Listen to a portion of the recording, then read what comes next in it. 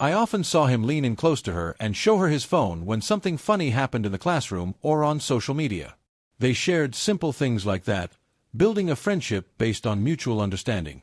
The effect of this companionship was profoundly transformative. As a result of this constant, non-judgmental interaction, she began to smile more, shedding the mask of apathy she had worn for so long. Diego's example impacted us all, and some of us, moved by regret, tried to do the same, looking for ways to reach out and make amends for our past mistakes. However, I must confess that the damage of our initial indifference was deep. Honestly, I think most of us were paralyzed by our own past actions, feeling too guilty to truly commit to forging a genuine friendship with her, fearing the rejection we knew we deserved. One day, while walking through the school hallways, I witnessed a scene that underscored the depth of my friend's commitment to her. I walked past her in the hallway, a place I used to routinely ignore, and stopped when I noticed she was engaged in a fascinating interaction. She was talking to Diego, but they weren't using pen and paper.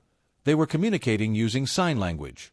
The surprise left me speechless. I hadn't even known he knew, completely unaware that Diego had been dedicating his free time to learning a new way to communicate solely to break the barrier of silence between them. On closer observation, it was clear that Diego's command of the language was nascent. He was trying to respond with signs in a very forced way and, frankly, was terrible at it, getting the gestures and rhythms wrong. However, the imperfection of his technique didn't matter at all, because the emotional outcome was wonderfully positive. Seeing his clumsy attempts, she was laughing with unrestrained joy. She was genuinely laughing, and the sound, though different, filled the space with a warm and contagious vibration. That moment was a painful epiphany for me. Upon hearing her, I suddenly realized that in all the months we had shared the same classroom, I had never heard her laugh before, a silent testament to our collective failure to embrace her. The true climax of her personal transformation and of our empathy education occurred at the end of the semester.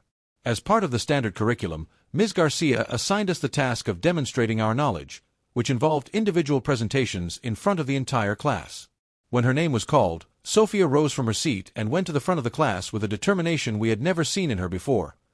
Seeing her standing before us, exposed to everyone's gaze, my own fears were projected onto her. I sincerely thought there was no way she would actually do this, assuming that the pressure and her difficulty modulating her voice would cause her to back down from the oral presentation. But I was profoundly wrong. Demonstrating exceptional courage, she did it. She broke her historic silence in that classroom and spoke aloud in front of us all. Her tone of voice was unique, a direct consequence of her deafness. Her voice was somewhat flat due to the lack of natural feedback, as she couldn't hear herself to regulate intonation and volume in the same way that hearing people do. Despite this immense technical and emotional difficulty, she didn't give up and succeeded completely, delivering her presentation from beginning to end with overwhelming dignity.